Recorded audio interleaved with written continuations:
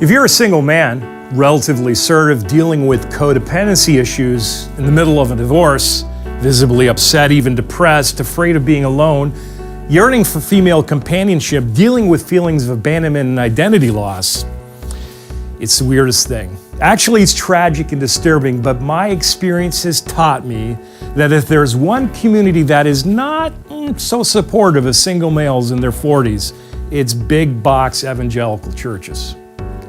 What accounts for this cold, austere, downright judgmental attitude? Ironically or not, feminism. Some evangelical churches have adopted a punitive feminist approach towards single white men in their 40s. It's evident in the sermon application and injunctions to the congregation, where a pastor will generally point fingers, yeah, that's right, you guys, the middle-aged men struggling with pornography, because we all know women don't have that problem. Or for having affairs, because women naturally don't do that. Or for abandoning families, again, not women. It's men who are assumed to be the aggressors and betrayers in most cases. And where women don't fit that paradigm and in fact are the aggressors, well, it's still the man's fault because, well, he's supposed to be the head of the family, and therefore anything that goes wrong in the marriage, even if he didn't instigate it, somehow it's his responsibility. Women, after all, have been treated badly by patriarchal society, according to feminist theory, and are therefore to be handled with kid gloves, even when they are in error. Not so men.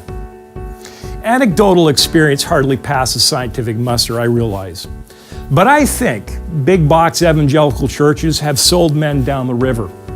Ever since the 60s, the rubric that men are the aggressors has been the harrowing call of radical feminists. But now that women have basically caught up to men in every area of life, including pay parity, sexual aggression, porn addiction, vindictiveness, and the list goes on, it's incorrect, in my estimation, to view men through feminist-tainted glasses.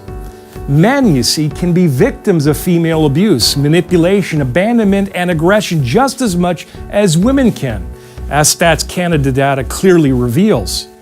And unless evangelicals realize this and treat both men and women with compassion, they will chase away more single males than they retain. For reasons that are too personal to share, I will say that I was attending a big box evangelical church recently, and I was looking for aid, comfort, and genuine community with people of faith, but astonishingly, I was told by the leadership that they weren't clear about my motives for coming out, and thus felt compelled to ask me to no longer attend a weekly recovery group or sit at the front of the church.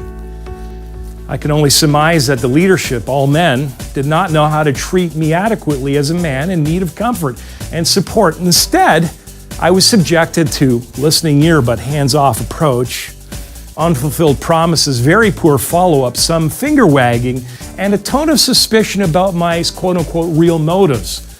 All the while they're saying, but we're praying for you. Really? With comfort like that, well, I guess you get the point. So be warned, men. If you're a single man in your 40s and experiencing personal crisis, don't go rushing to one of those big box evangelical churches where the programs are packed and the service is slick and well orchestrated and the pews are full of single women. Chances are you're too much for those feminist-influenced pastors to handle. And in a world in which only women's suffering has credence, you'll be met with considerable amount of suspicion, resistance, and judgment.